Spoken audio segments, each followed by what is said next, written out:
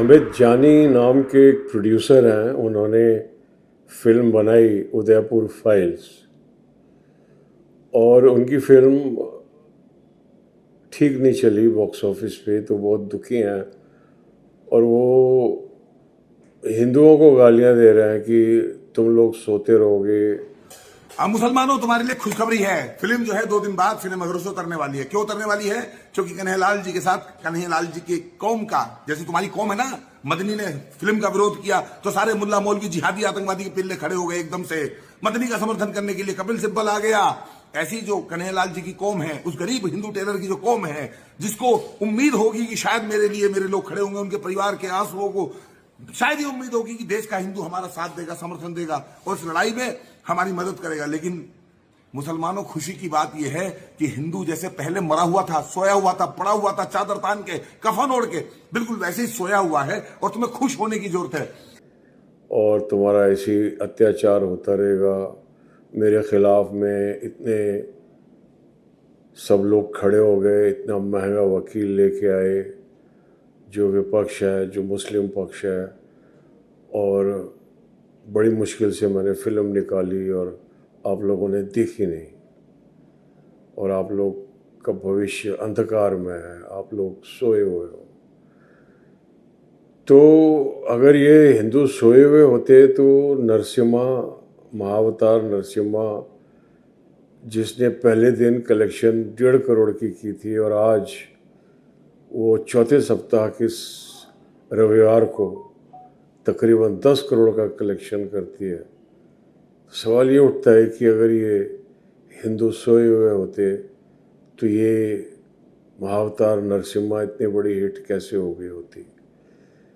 तो हमें जानी साहब को प्लीज़ आपको अपना समझना पड़ेगा कि एक तो आपने जो फिल्म का नाम रखा उदयपुर फाइल्स, वो आपने विवेक अग्निहोत्री की जो सीरीज़ चल रही है उसकी कामयाबी को देखकर, पर्टिकुलरली कश्मीर फाइल्स की कामयाबी को देखकर आपने नाम रखा उदयपुर फाइल्स। लेकिन जब विवेक अग्निहोत्री नाम रखते हैं फाइल्स, चाहे ताशकंद फाइल्स, चाहे कश्मीर फाइल्स और अभी बंगाल फाइल्स, तो वो फाइल्स वो वाली फाइल्स लेके आते हैं जो दबी हुई हैं, वो जो धूल में दब गई हैं, उन फाइलों को निकाल के लाते हैं, उनकी धूल साफ करते हैं और उनको ओपन करते हैं।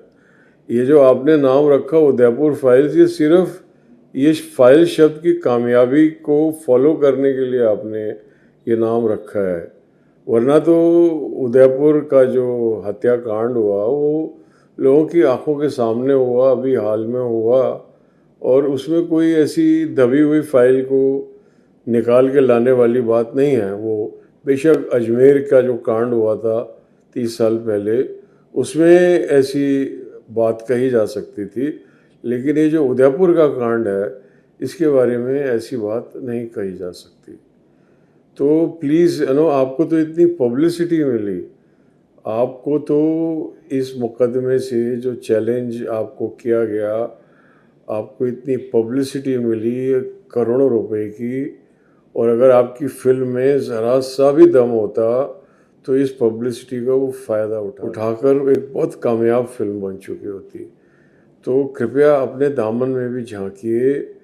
केवल हिंदुत्व पर फिल्में बनाने से काम नहीं चलेगा, उन फिल्मों में गुणवत्ता भी लानी पड़ेगी। अल्टीमेटली क्लिक वही होगा जो अच्छा सिनेमा होगा। तो आते हैं हमारे सिनेमा पर। आजकल जो विशेषज्ञ हैं, कुछ विशेषज्ञों ने तो ये ठान रखी है कि वो ये सिद्ध करके ही रहेंगे कि बॉलीवुड समाप्त होने वाला है, बॉलीवुड एक विनाश के रास्ते पर चल रहा है, ये हो रहा है, वो हो रहा है।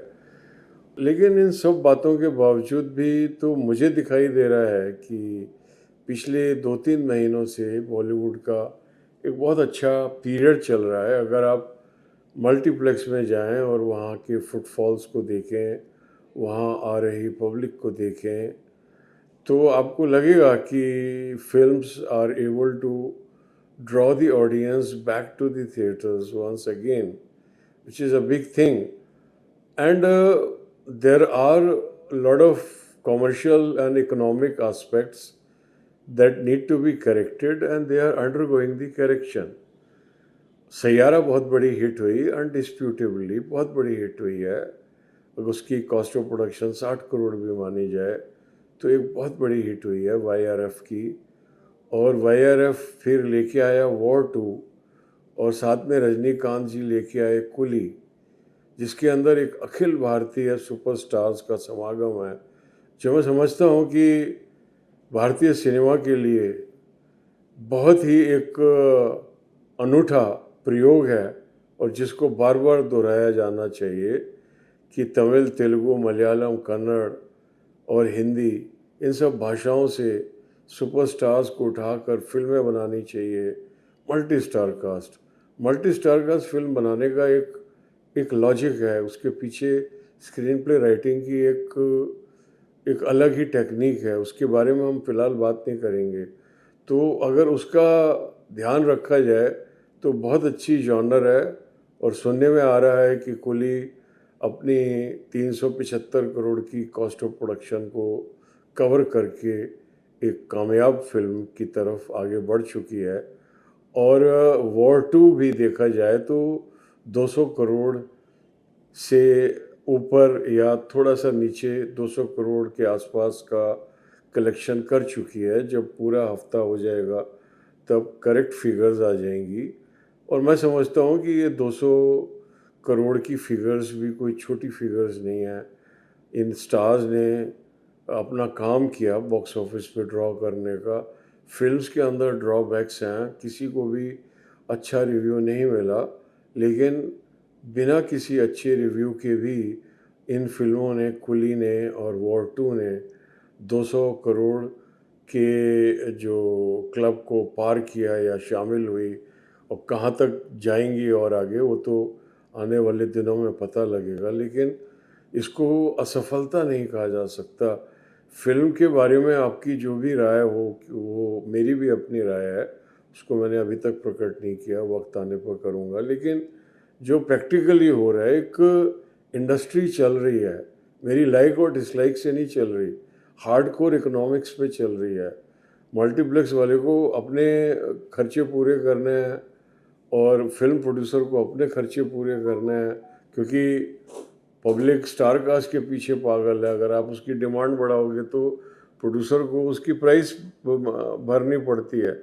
जबकि इस साल हमारी जो सबसे बड़ी हिट हुई है इससे पहले, चावा, उसके अंदर भी विकी कौशल एक जाने माने एक्टर हैं, स्टार भी है कहा जा सकता है, लेकिन इतने बड़े सुपरस्टार नहीं थे कि 600 करोड़ प्लस का वो बॉक्स ऑफिस कलेक्शन करें। ऐसी तरह सैयारा के भी नायक नायिका नए हैं और नरसिम्हा महाअवतार में तो कोई एक्टर ही नहीं है।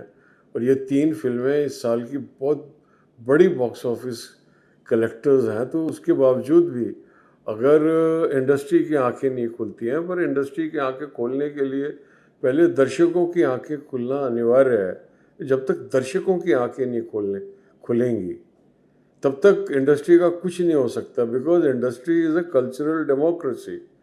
Bollywood is a cultural democracy.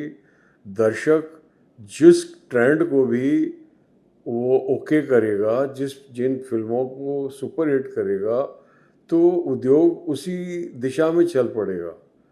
तो अगर आप स्टार्स के पीछे भागते रहोगे तो उद्योग को भी स्टार्स के पीछे भागना पड़ेगा। और दर्शक अगर स्टार्स के पीछे भागना बंद कर देंगे, और इतने बड़े बड़े उदाहरण उनकी आंखों के सामने आकर रखे हुए हैं, तो मैं दर्शकों से अनुरोध करूंगा कि इस बारे में कुछ ध्यान लगाएं, कुछ थोड़ा सा इंट्रोस्पेक्शन करें। और इस बीच में एक फिल्म आई धड़क 2, जिसने भी, मैं समझता हूँ कि एक नए हीरो हीरोइन, रिलेटिवली नाम है थोड़ा बहुत उनका, लेकिन उनको कोई बहुत बड़ा सुपरस्टार नहीं कहा जा सकता। और जो धड़क ओरिजिनल थी वो भी कोई 100 करोड़ वाले क्लब की पिक्चर नहीं थी, 60-70 करोड़ की पिक्चर थी। तो वो हिसाब से देखा जाए तो ये अच्छी फ्रेंचाइज चल रही है, इसको भी कामयाब मानना चाहिए। और अजय देवगन जी की son of Sardaar also stood well in the, इतनी सारी फिल्मों के बीच में उसने भी एक अपना अच्छा प्रदर्शन किया। ऐसा कोई प्रदर्शन नहीं किया कि कहा जाए कि ये बहुत ही मतलब ऐसा प्रदर्शन है, शर्मनाक है, ऐसा कुछ नहीं है। और फिल्मों का फ्लक्स है, और इन सारे फ्लक्स के अंदर महाअवतार नरसिम्हा का इस प्रकार टिके रहना सबसे बड़ा एक टॉर्च बेयरर है, एक लाइट हाउस है। और ये उद्योग अपने आप समझेगा, क्योंकि यहाँ पे कुछ भी बोलते रहो, कोई नहीं सुनने वाला किसी की।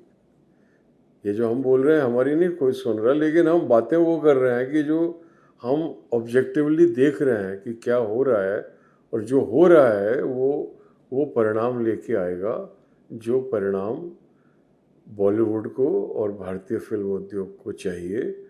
और निसंदेह भारतीय फिल्म उद्योग और बॉलीवुड एक स्वर्णिम भविष्य की ओर अग्रसर है। हमारी ओर से सबको हार्दिक बधाई और शुभकामनाएं।